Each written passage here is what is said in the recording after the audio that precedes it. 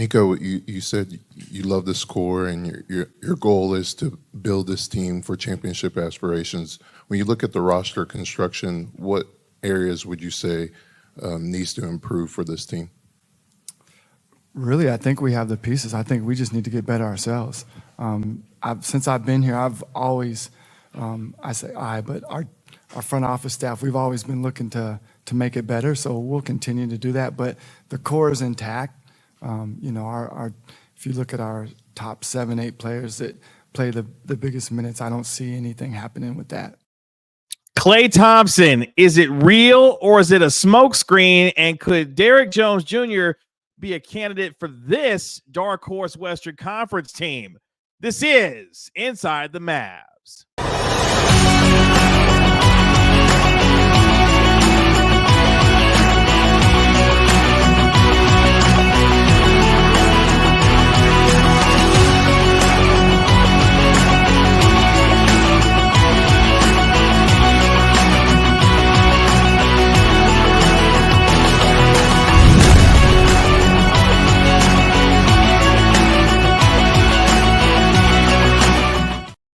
Welcome to Inside the Mavs, presented by Aura. I'm your host, Kevin Gray, Mavericks Pre and Post-Game host on the Dallas Mavericks Radio Network. Appreciate you joining me here for the latest episode of Inside the Mavs. Make sure you download and subscribe to the podcast wherever you get your podcast for free.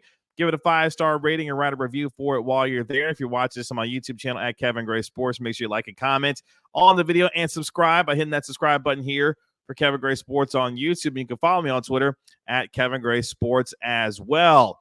NBA free agency rumors and news heating up as we get ready for the NBA free agency period. No shortage of talk around your Dallas Mavericks going into NBA free agency, given the fact that they've already made a trade that hasn't been necessarily made official yet when it comes to Tim Hardaway Jr. going to the Detroit Pistons for Quentin Grimes and a few second-round picks, but at the same time, is there opportunity for that trade to expand? We're also hearing potential news around Derrick Jones Jr. and also Klay Thompson. Plenty to get to here on this episode of Inside the Mavs. But for the Mavericks themselves, it's already been an interesting first few days leading up to the NBA free agency period. As we mentioned, reportedly Tim Hardaway Jr. heading to the Detroit Pistons in exchange for Quentin Grimes, potentially opening up the full mid-level exception to bring back Derrick Jones Jr. Put a pin in that because there's an interesting Western Conference dark horse team, given the fact that Derrick Jones Jr. has some new representation going into NBA free agency that you could see a potential natural connection between him and this team. But before we get there, the bombshell that was dropped by Mark Stein, longtime NBA insider, and of course writing for Substack now these days, dropping on Friday evening the idea that there will be strong mutual interest between the Dallas Mavericks and Klay Thompson. Yes, 4-time NBA champion Klay Thompson, who last year was 4th in the NBA in three-pointers made, shot nearly 39% from 3 during the regular season. Yeah, I know about the 0 of 10 in the play-in game. Aside from that, Klay Thompson still one of the best shooters in the NBA. And when you think about Klay Thompson, whether he was a reserve or in a starting role, let's look at what he was as a reserve for the Golden State Warriors last year. Averaged nearly 20 points per game, shot 43% from the three-point line in 14 games as a reserve. He ranked second on the team in points per game after the All-Star break, shooting over 45% from the field and over 41% from the three-point line. And for Klay Thompson, yes, at 34 years of age, he may be in a position where this is the final payday of his career. If you're the Mavericks, are you trying to potentially acquire him in a sign and trade, which would be the most likely outcome if you're trying to acquire Klay Thompson, who is going to have interest from teams like the Orlando Magic, potentially from the Denver Nuggets as well. But could all this be a simple leverage play if you're Klay, trying to extract as much as you can from whomever you may sign with? Because it appears his time in Golden State is over with. Whether you listen to Mark Stein, whether you listen to Adrian Wojnarowski or whomever, it appears that Klay Thompson's time with the Golden State Warriors is now over, and he's looking for his new destination, where, as I mentioned, he's looking at the potential final payday of his career. And are you if you're the Mavericks, in a position to decide if you're going to pay Klay Thompson a 3 or 4 year deal, upwards of $25 million over the next 3 or 4 years, if that means you have to move on from a Josh Green and a Maxi Kleber and maybe some salary filler in order to facilitate a sign and trade to allow Golden State to have something in exchange for Klay Thompson, with him potentially leaving for nothing? Or are you the Mavericks? Are you staying pat and continuing to go down the road with Derrick Jones Jr.? But for Klay Thompson as a fit, yes, a declining defensive player, but one thing he will continue to have if he comes to the Mavericks is a lot of open shots with Luka Doncic and Kyrie Irving facilitating the offense. Now, the offense that, of course, the Mavericks run will be a little bit different, especially with the amount of ball handling that Luka and Kyrie do. Golden State, of course, has been predicated on ball movement over the years, especially with the way that Stephen Curry is able to move without the basketball, and the amount of screening and the amount of pin downs and everything that the Golden State Warriors love to do from a ball movement and passing standpoint. Klay Thompson would be in a much different offense, but he would still find himself getting a lot of wide open looks, which, Klay Thompson, even at this point in his career, is still a very capable and very good three-point shooter. And one of the things the Mavericks did not have as the season went on, especially in the NBA Finals, is a kind of consistent three-point shooting on the outside that allowed teams to be able to be spread out because of their ability to shoot. They didn't necessarily have that. And I don't want to hear the idea that Klay Thompson is just an older version of Tim Hardaway Jr. What you're getting in Klay Thompson, if you bring him in, is a guy with tremendous playoff and veteran experience. Obviously, a guy who's made big shots and had big playoff games throughout the course of his career. And yes, I know the amount of injuries that he's dealt with over the past several years, but at the same time, a player, since the injuries that he has dealt with, has continued to be one of the most prolific three-point shooters in the NBA. That is what you're getting if you acquire Klay Thompson. But at the same time, does he fit the timeline based on what the Mavericks are? They are one of the younger teams right now when you look at their roster construction and what they are building, whether it be 25-year-olds in terms of P.J. Washington and Daniel Gafford, a 20-year-old in terms of Derek Lively II, obviously Luka Doncic at 25, 26 years old as well, 26 going into next year. All of this to say is that they've got a young core that is being built for the future, and Kyrie Irving, yes, in his early 30s now, will represent one of your older players. But if you're able to move on and combine a salary of a Josh Green and a Maxi Kleber, as I mentioned, a little bit of salary filler in order to acquire Klay Thompson, do you take what is the open window now to try to win a championship with a player that's been there in order to try to make that happen in a Western Conference that continues to improve by the day? See what the New Orleans Pelicans did in acquiring DeJounte Murray. Or do you continue to stay with a player in Derrick Jones Jr., who's had a tremendous impact on this team, no matter how you may have felt the way that he performed in the NBA Finals, and go down that road, which is a cheaper option given the defense that he provides, especially at this stage in his career? We'll discuss that on the other side of the break when it comes to not just Klay Thompson, the potential fit for the Mavericks, whether or not this is a mirage and smokescreen, and whether this dark horse team could be in play for Derrick Jones Jr. But before we get there, let's hear from today's sponsor of our video and our podcast, and let's hear from Aura. Today's video is brought to you by Aura. Do a Google search on your name and email address to see how much information comes up about you. I was devastated by the amount of information that I could be seeing searching my name and profile, and I knew then I needed to be protected for not just myself, but also for my family. Data brokers sell your information to scammers, spammers, and anyone else who may want to target you. Your full name, email, home address, health records, your relatives, it's all out there. That's why I've been using Aura, the sponsor of today's video. Aura shows me which data brokers are selling my information and automatically submits opt-out requests for me.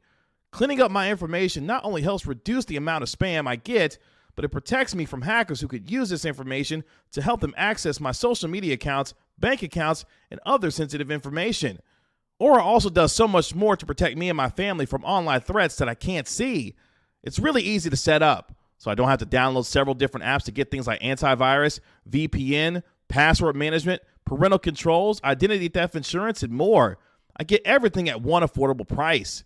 You may already have one of these tools already, But not having Aura is like locking the front door and leaving the back door wide open. Aura is always on, doing the hard work to protect me and my family so I can focus on other tasks with peace of mind. I value my privacy and I value yours. You can go to aura.com/Kevin Gray to start your 2-week free trial.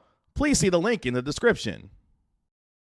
Back here on Inside the Mavs, thank you for hanging out with us through our spot, and thank you to today's sponsor of our video and our podcast, in Aura, as the Mavericks potentially are in play for Klay Thompson. Mark Stein reporting that the Mavericks are likely to emerge as the favorite to sign Klay Thompson once the free agency period opens. And of course, the Mavericks had to surrender those 3 second-round picks in order to acquire Quentin Grimes to move on from Tim Hardaway Jr., but it appears they've opened up the kind of financial flexibility to offer Klay Thompson a multi-year contract, again, according to Mark Stein, which is interesting because now you have another wrinkle being thrown into this. And again, whether or not you feel like Klay Thompson is a fit at this portion of his career, one thing he's going to provide is the kind of shooting the Mavericks desperately need, especially from the three-point line, to go alongside Luka Doncic and Kyrie Irving. And whether or not Klay Thompson, who would be much more effective in the 20 to 29-minute range, and what that means for your starting lineup in terms of who he defends, how he defends, and how consistently he's able to do that at this stage of his career is something that the Mavericks would have to figure out, especially when you had guys like Derrick Jones Jr. and P.J. Washington become real stalwarts on your defense, especially defending on the perimeter. And that's where that gets me to Derrick Jones Jr. I want you to listen to Nico Harrison, who discussed the kind of priority that Derrick Jones Jr. is for the Dallas Mavericks and what that means for what a dark horse Western Conference team may be in play to try and do based on this. Take a listen. You mentioned keeping the top 7 or 8 players. Obviously, D. Jones is included in that group. What's your optimism as far as being able to work something out with him, and do you anticipate that it will require some kind of tinkering to be able to get to a number? Yeah, I mean, I don't know how we're going to do it, but he's a priority. He's priority 1A and 1B. I think he fits in with our team. He loves it here. We have to figure out, obviously, the dynamics to get him to stay. But, yeah, that's a priority, and we'll do what we have to do to get it done. So what are the other priorities this summer? You mentioned 1A, 1B. No, I said he's 1A and 1B. Oh, he's 1A. He's both. I got you. Yeah. So priority 1A, 1B is Derrick Jones Jr. Now, here's some interesting wrinkles that we have started to learn here recently when it comes to Derrick Jones Jr. and his potential coming back to the Mavericks. For example, Royce O'Neal has signed a 4-year, $44 million deal to return to the Phoenix Suns. Well, you say, Kevin, what does Royce O'Neal have to do with the idea of Derrick Jones Jr. coming back to the Mavericks? Based on what we think the market is going to be for DJJ, the idea being between the $10 to $12 million a year range would make sense based on his skill set and the career year that he had with the Mavericks. And a player who may be in a position looking for his final payday of his career has decided that he's going to sign on with Klutch Sports and have Rich Paul be his agent moving forward. And we know how much influence Klutch has in the NBA today, which is interesting because not only do you look at the framework potentially of that Royce O'Neal deal being something that you could look at as an example for a Derrick Jones Jr. type of deal, where it could be a 3-year deal at $30 million or a 4-year deal at $40 million. Again, working at that $10 to $12 million range, if you will. And of course, the Mavericks having the full mid-level exception based on the fact that they were able to move on from Tim Hardaway Jr. in exchange for Quentin Grimes. Now, a team like the Los Angeles Lakers have put themselves in position with LeBron James opting out of his deal if he decides reportedly to take less money in order to open up a full mid-level exception for the Los Angeles Lakers. Could Derrick Jones Jr. be a fit for the Los Angeles Lakers, given the fact that he is now being represented by Rich Paul and Klutch Sports, and we know who LeBron James' agent is in terms of Rich Paul and Klutch Sports? Could Derrick Jones Jr. be a play for the Lakers? And which is interesting because if he does move on, he could see a potential same type of money, but with a different team and playing with LeBron James and Anthony Davis, who, of course, the Lakers drafted Bronny to be there. So there's an interesting wrinkle when it comes to Derrick Jones Jr. and potentially him not coming back to the Mavericks. But if you're the Mavs, there is a way that you can try to fit this together. If you're able to do a sign and trade with Klay Thompson, that would still leave your mid-level exception open, which would give you the opportunity to retain Derrick Jones Jr. while also requiring Klay Thompson. Now, you would have to leave some of your depth, and your bench would be leaving in terms of Josh Green and Max Kleber, I would imagine, in a deal to acquire Klay Thompson. But at the same time, there is a way for the Mavericks to be able to both retain Derrick Jones Jr. if that's something that he wants to do, which we have heard reported then from Derrick Jones Jr. directly from himself, that he wants to remain in Dallas and be a part of this team. The decision and the question that Derrick Jones Jr. has to ask himself is he willing to potentially take less money to stay in Dallas, where he knows his role is going to be as a part of this starting lineup, or look for the potential payday with the Los Angeles Lakers, knowing who he's being represented by and how much of a connection that is. I do think the better fit for him, based off his skill set and what the Mavericks have allowed him to do in earning that spot and being able to be a part of this starting lineup, is being here in Dallas. But at the same time, that's a decision that he's going to have to make. But for Klay Thompson as well, the decision will be, are you utilizing the Mavericks as a leverage play to try and extract more value from somewhere else, like an Orlando or another team that would have significant cap space in order to bring in Thompson? Or is there legitimate interest between Thompson and the Mavericks, given the fact that his relationship with Kyrie Irving is something that could play into this, because they're both signed to the same shoe company in Anta? So there is another natural connection if you're looking at the Derrick Jones Jr. one, with him and Klutch Sports and potentially going to the Lakers as a mid-level exception fit, but also the same with Klay Thompson in terms of his relationship with Kyrie Irving and what that could mean for the two of them playing together here on the Dallas Mavericks. But at the same time, all of this conversation that we're having today is based on the fact that the Mavericks have now become a destination spot, because the idea, the notion of Klay Thompson playing in a Mavericks uniform is wild enough.